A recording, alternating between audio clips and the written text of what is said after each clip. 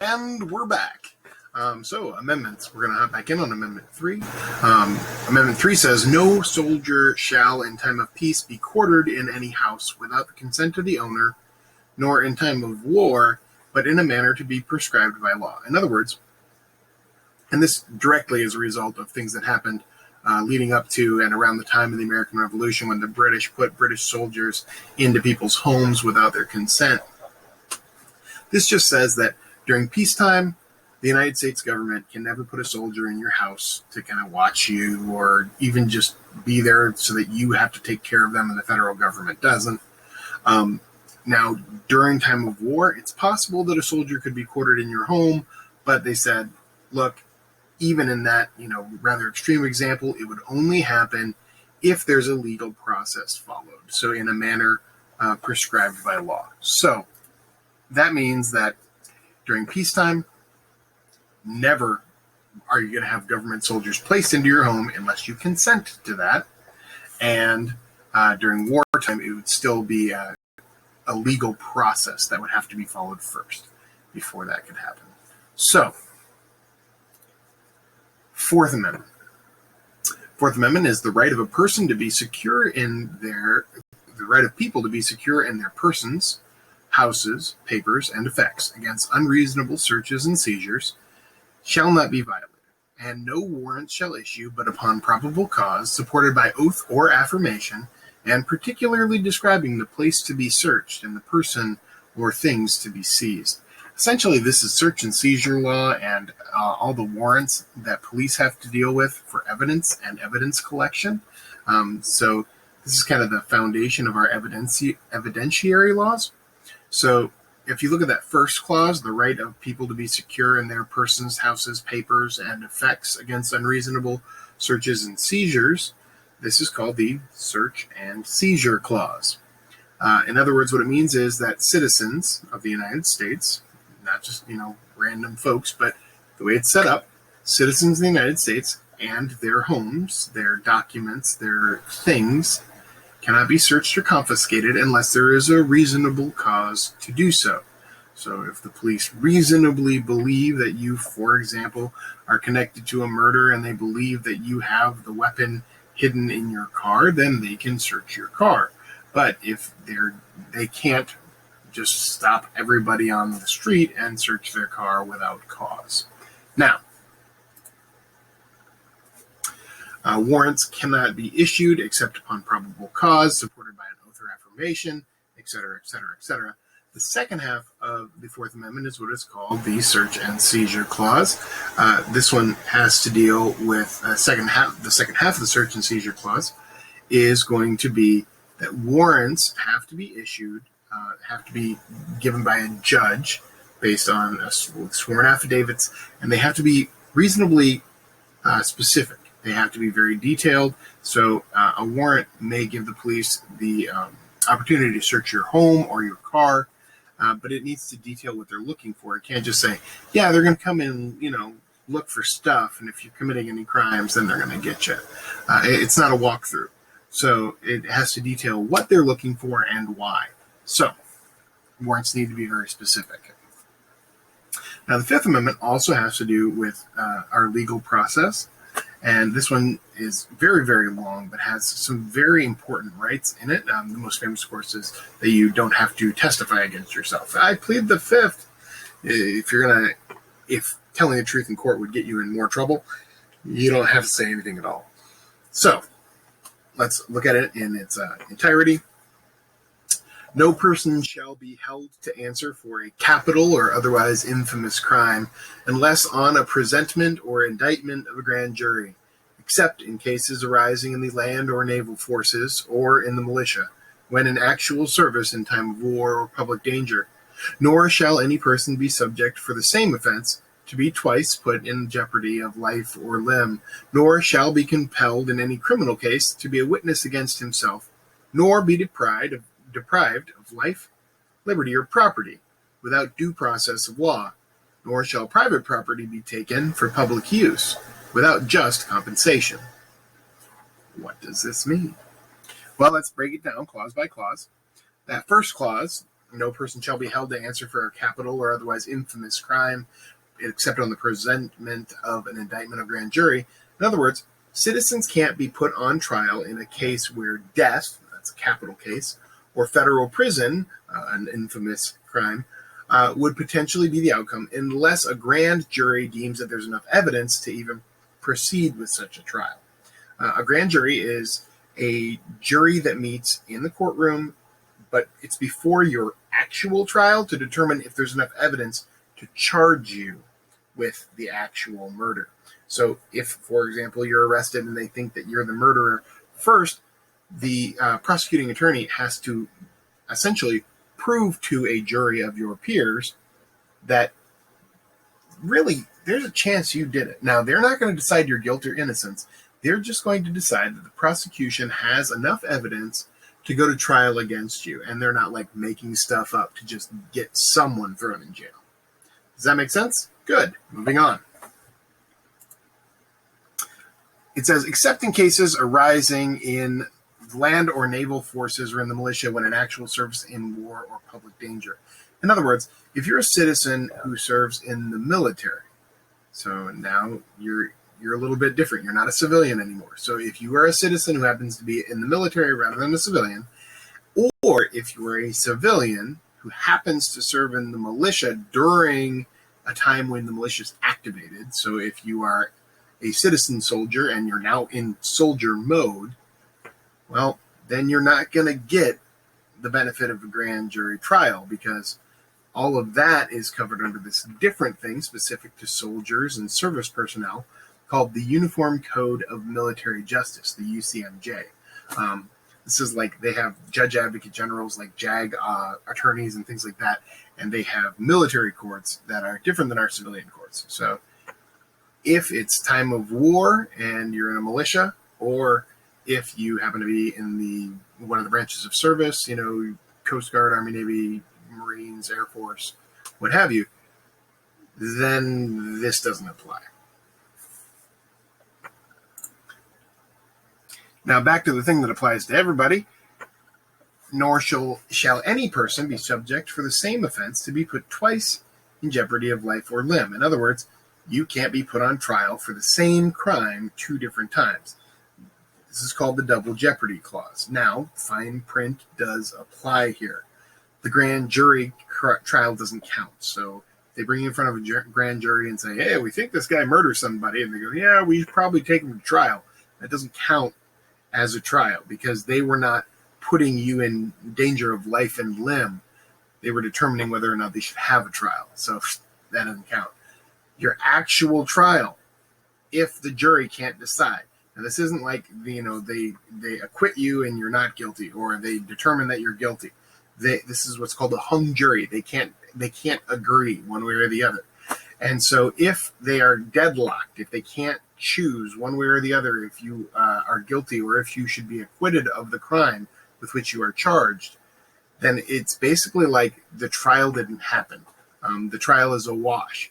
And so the prosecuting attorney can choose, the district attorney can choose to try you again because that first trial didn't conclude. It didn't end. Nobody won or lost. So if there's another reason that your trial doesn't conclude, if there's some sort of gross malfeasance or a giant mistake made, and the judge is like, that's it, and he kicks out the trial, then your trial didn't conclude. So it has to come to an end, one way or the other. Either you are found guilty or you're found not guilty, you're acquitted. But until that happens, the double jeopardy thing doesn't count. So once you've had a trial successfully complete, you cannot be tried for that same exact crime again. Now, Fifth Amendment has what's also called the Self-Incrimination Clause. That's the nor shall be compelled in any criminal case to be a witness against himself. That means that citizens can't be forced or otherwise coerced or made to testify against themselves or their best interest in a court of law. Now, what that means is if I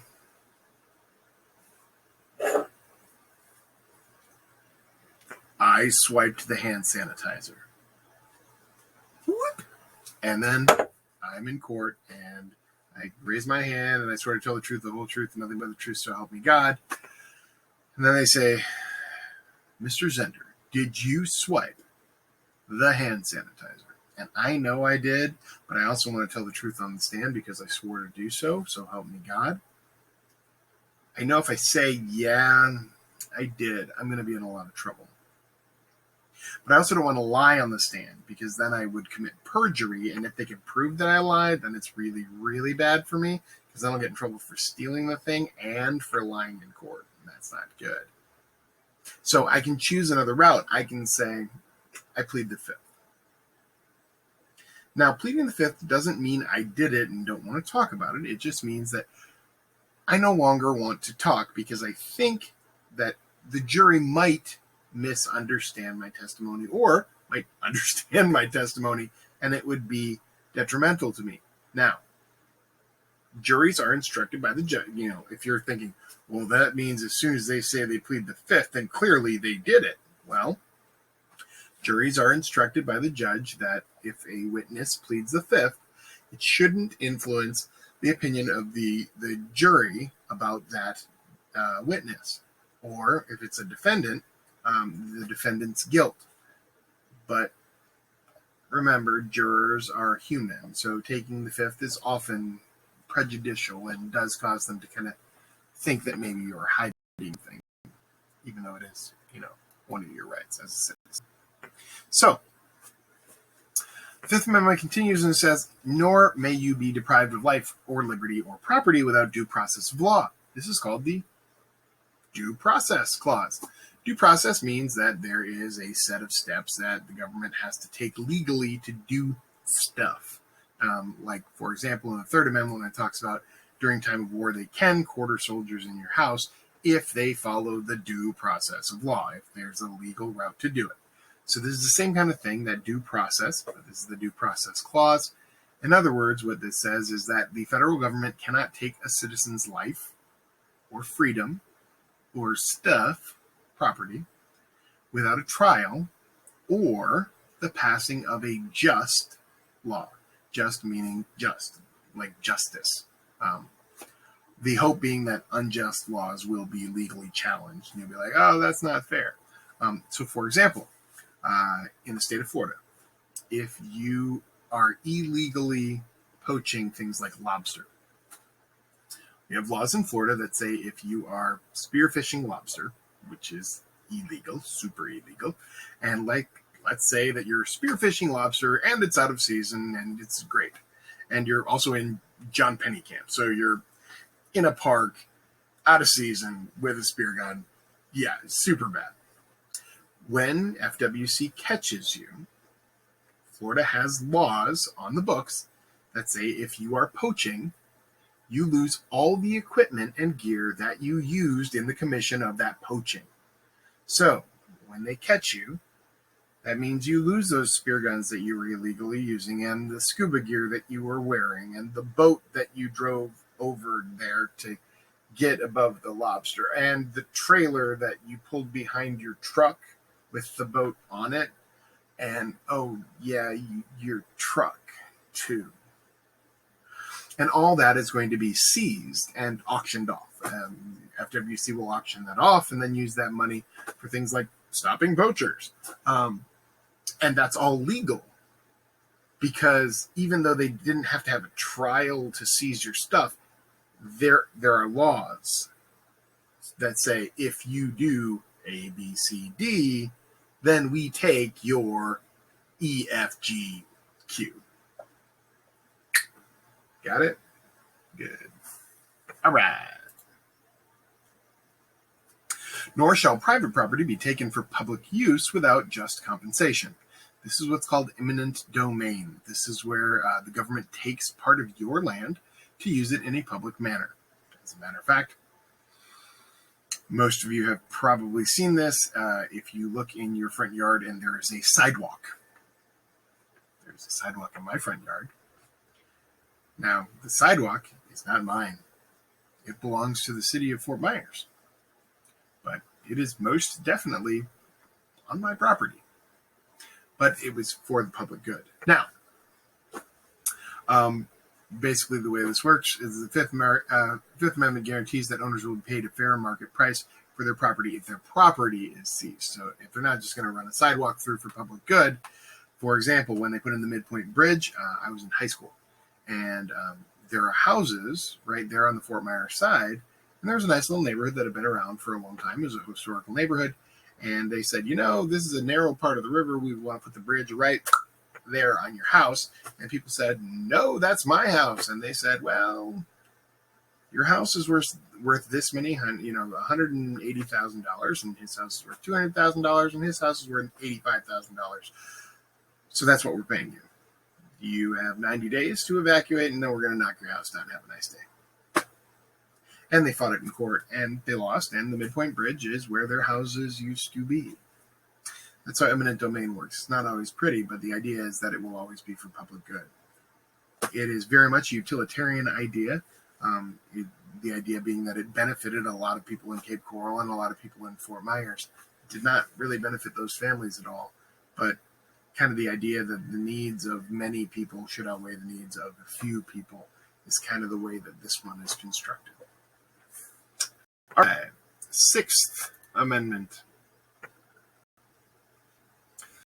Sixth Amendment says, in all criminal prosecution, the accused shall enjoy the right to a speedy and public trial by an impartial jury of the state and district wherein the crime shall have been committed, which district shall have been previously ascertained by law, and to be informed of the nature and cause of the accusation, to be confronted with the witnesses against him, to have compulsory process for obtaining witnesses in his favor, and to have the assistance of counsel for his defense. Wow. Yeah. 6 is really big, but 6 is also another one that's very important in terms of what rights you have in court, just like 5. 4 is kind of like in the process of the police gathering evidence to use against you in court. 5 and 6 are about in the courtroom setting. So 6 starts out with what's called the Speedy Trial Clause, and it says that you must be brought to trial in a reasonable amount of time. That is to say, there's no languishing. It was not uncommon for British kings and a number of other European kings to just kind of throw you in jail and forget about you. I mean, they didn't really forget about you, but they pretended to forget about you. Of course, we talked about it earlier this year when we talked about castles. The French even had a special room for it. They had that pit down at the bottom of the hole, the oubliette, to forget. The idea being that, if I bring you to trial, you might be found not guilty, but if I just never bring you to trial, then you sit in the Tower of London until you die. And that works for me. And so, obviously, the Americans were not pleased with those kind of things. And so when the Bill of Rights was drafted, they made sure to include a thing that made sure that if you were arrested and placed in jail awaiting trial, you weren't going to stay there for years and years and years and years and years and years and years and years and years. You were going to actually have a trial in a reasonable amount of time. Now, what's called the Public Trial Clause says that citizens cannot be tried secretly. There was also another problem in Europe that if they really wanted to kind of lock you away and throw away the key kind of thing, what they could do is they could have a secret trial. So instead of there being a jury and judge and, reporters and things like that, and it's all very on the up and up, it's like you in a room with a judge and a lawyer. And maybe not even a defense attorney. Maybe just a prosecutor and a judge and you. And so this is one where fine print now does apply. Sometimes a trial can be closed by a judge in order to avoid sensationalism. Sometimes this happens in really terrible murder cases. The judge will say, okay, we want to bring this down. So we're not going to allow a lot of court reporters in. Court reporters is one who takes notes. Sorry. We're not going to allow a lot of reporters into the court. No video cameras, things like that. And they can do that because that's the judge taking control of his courtroom, which is very important in American jurisprudence as well. But A lot of times that's simply done to have a less public trial. They still have the court reporter taking all the notes. They still have, a lot of times, someone doing like pictures, like drawing out what's going on in the courtroom, things like that. So it's not like a secret trial. It's just a little bit less public trial. Private trials do not exist in the U.S., but since the Cold War, following World War II, secret trials have existed for certain espionage offenses. In other words, if you're a spy, they might give you a secret trial because you're a spy. There you go. Now, in all criminal prosecutions, the accused shall enjoy the right to trial by an impartial jury, etc., etc., etc. Now, this one is called the Vicinage Clause, and essentially it's the where you're going to be tried clause. It says that you must be brought to trial before an unbiased local jury. In other words, this one is going to be important, especially like during the Civil War, where you had very different viewpoints about things in the North and the South. Well, if you're a Southerner and you commit a crime in the South, then a jury of Southerners might feel differently about that than like if they're like, hey, let's try him in the North. That's going to go great. So both the trial and the jury must be from the previously established locale, the area where the crime was committed. Now, there is some fine print. If they don't think you're going to get a fair trial there, they can actually have your trial somewhere else. But normally that's a concern of the defense attorney. So it's not something where the prosecution is going to be like, oh, yeah, I don't think they're going to get a fair trial here. Let's move it. Change of venue is normally something the defense does. If they're like, oh, look, the papers made my client sound super guilty. I don't think we're going to get a fair trial in Lee County. Can we have it in Collier County? Something like that. The Information Clause. A citizen must be told why, in other words, for which crimes you are being arrested, and the source of the reasonable cause for their arrest and charging. You are being arrested for reckless endangerment because a number of eyewitnesses saw you driving your car on the sidewalk and you almost hit an old lady with a shopping cart. The old lady had a shopping cart. You were still in the car. There you go.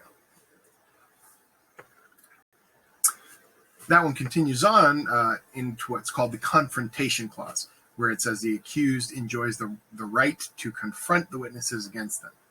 In other words, if in my last example, when they said that I had recklessly endangered people and there were a number of witnesses against me, that means at trial, it doesn't have to be beforehand, but at trial, those people are going to be on the stand saying, I saw Mr. Zehnder driving on the sidewalk.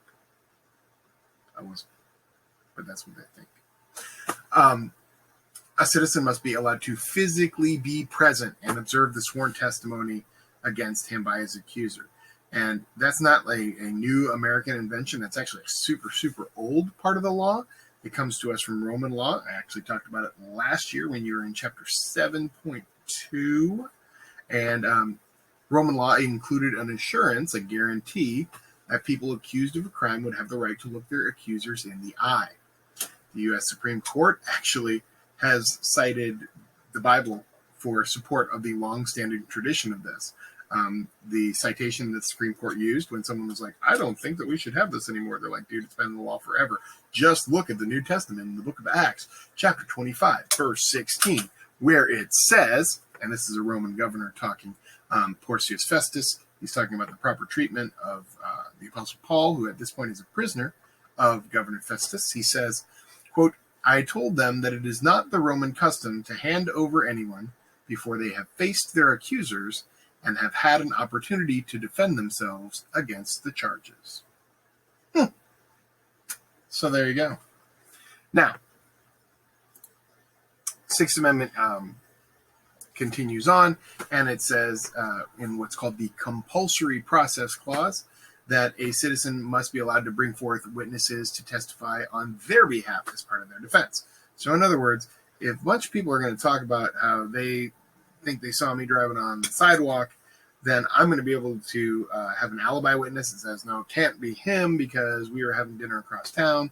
Or maybe I have a good character witness that says something like, oh, he would never do that because he likes to pet puppies and, save butterflies.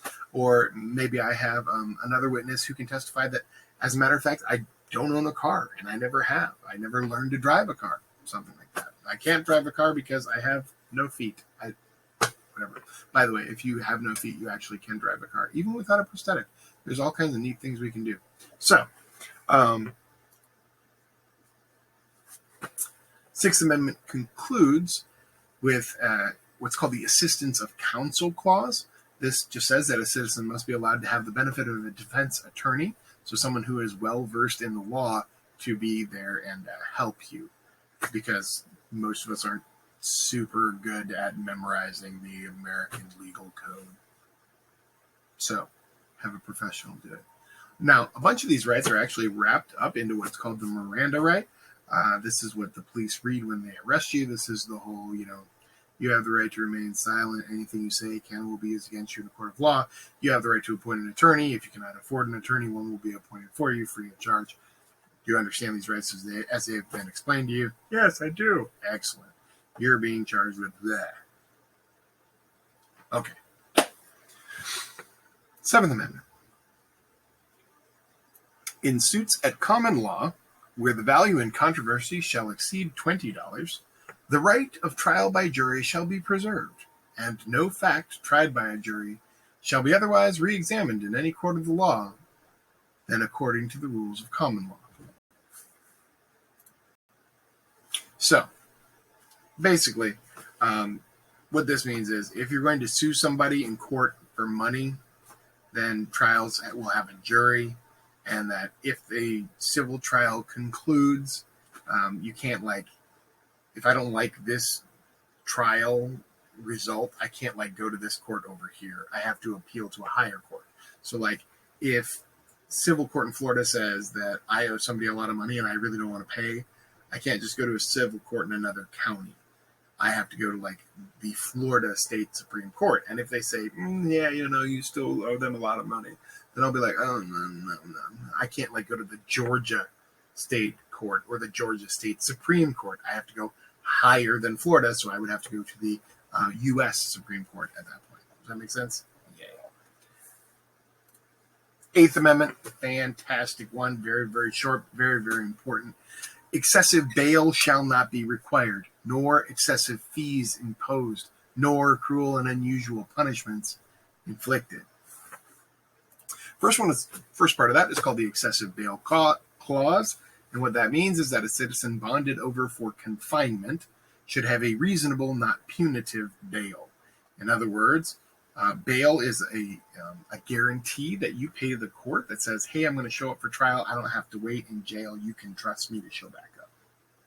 So usually, if you do something kind of bad, let's say for a relatively minor crime, your bail may be $4,000, but it's $4,000 of which you only have to raise a percentage in cash. So you're like, it's $4,000. Here's $400 in cash, and also I have a car as collateral. And they're like, okay, cool.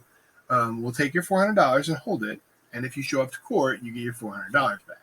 If you don't show up to court, we take your $400 and we're going to come get your car and we're going to arrest you and still have the trial. And you're like, oh. So, but it can't be a punitive bail. So I can't if I steal a stick of gum and they arrest me for petty theft and my bail is $1,000 and I have to put up $100, they can't be like, he stole a stick of gum. Bail is set at $1 billion. So it has to be a reasonable amount of money to fit the crime. I mean, if you're a mass murderer, the fines can be pretty big. Because they, think you're not going to show up to trial. Now, the cruel and unusual clause is that cruel and unusual punishment shouldn't be inflicted. And this is the guiding principle behind the American rejection of torturing civil or federal prisoners or executing them in the ways that were usually found in Europe, specifically in England. London Bridge was a lovely place, and if the king was mad at you, quite literally, your head would end up on a pike, a big long stick, on top of London Bridge, so that as you came into London, you would be like, oh, look, there are all the people's heads that made the king angry. And we were like, probably shouldn't do that. So, and I don't know if we had a remember the 5th of November day this year or not, but if we did, we talked about drawing and quartered, or hanged, drawn, and quartered. The British were into like ripping people apart with horses, and before that they'd been really into the rack, where they'd stretch you and it'd break all your joints, and just a whole lot of really not nice things, stack stones on you until it crushed you and set you on fire and things. So we decided to go in kind of a different direction. So they're like, okay, yeah, no, none of that. Ninth Amendment is that the enumeration in the Constitution of certain rights shall not be construed to deny or disparage other rights retained by the people. Thank you. What that means is that just because there are numbered rights in the Constitution, like, for example, the 10 in the Bill of Rights, doesn't mean that the citizens only have those 10 rights. So it's just kind of, this is a great legal shield that says, look, at some point in the future, someone may say, well, that's not listed in the Bill of Rights, so you don't have that right. No, not necessarily. I'm guaranteed these rights, but I also have some other rights that we just didn't bother to write down.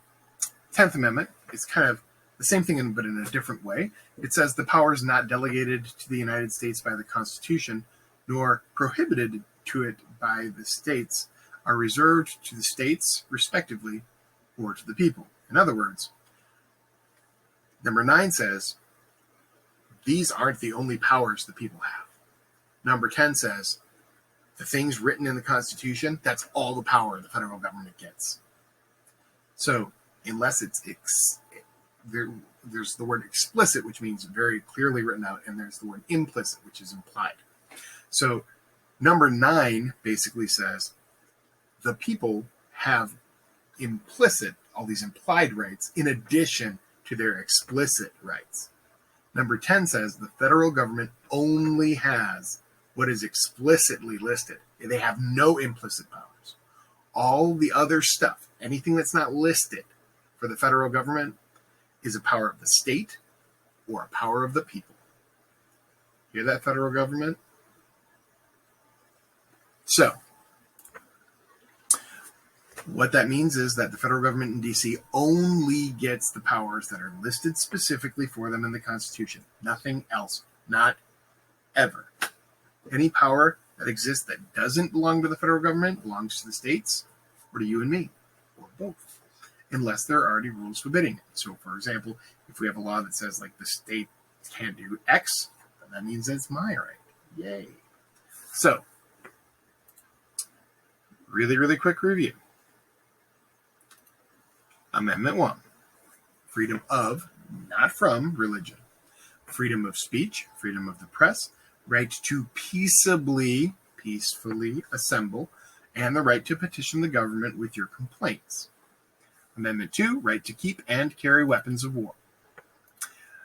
Amendment 3, soldiers can't be put into people's homes during peacetime without your permission, or in wartime, a court order is going to be needed. Amendment 4 says citizens are safe from unreasonable searches and seizures, and warrants can only be issued with probable cause.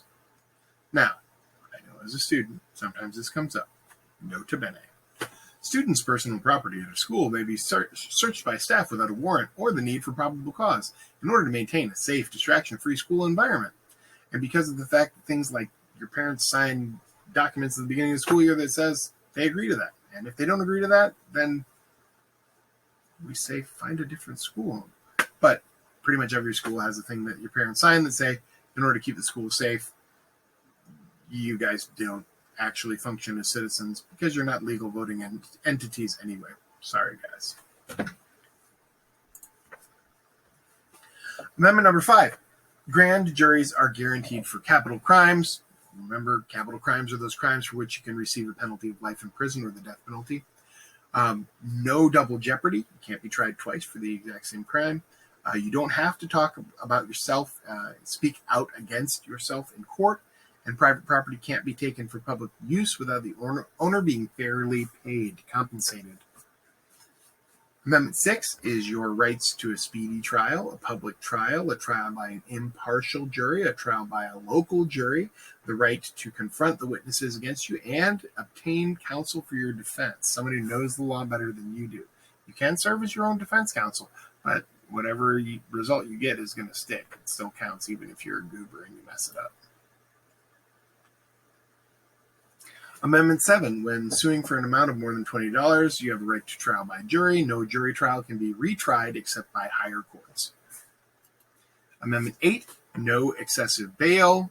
Remember, that means an amount that is too large for anyone to pay, that is out of proportion to the crime, and no excessive fines. So an amount that's too large for anyone to pay in proportion for the crime. So the first one is going to be bails, like the amount that you put up in order to like stay at home before your trial.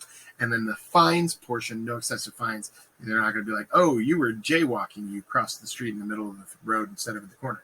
That's going to be a $1 million fine. No, that would be an excessive fine. No cruel or unusual punishment. So no, torturing folks for fun. Amendment 9, these numbered rights are not the only rights of citizens of the United States. And Amendment number 10, powers not given to the government by the Constitution or made illegal by the states belong to individual states or to the citizens themselves. That's it, guys. That's the whole deal. It's really not that bad. So, tomorrow, this will be your work. Look at this. It's going to be glorious. Friday, I'm going to post a practice quiz that you guys can poke with a stick a bunch of times. And then we're going to do something a little bit weird because on Monday, we are actually going to have your test rather than on Friday. I want to give you guys that extra day and, well, an extra couple days during the weekend to kind of take a look and be more prepared. Because I do think this is a very important thing for you to know as a citizen of the United States. So, have a good night, guys. See you tomorrow. E-learning. It's messing with me.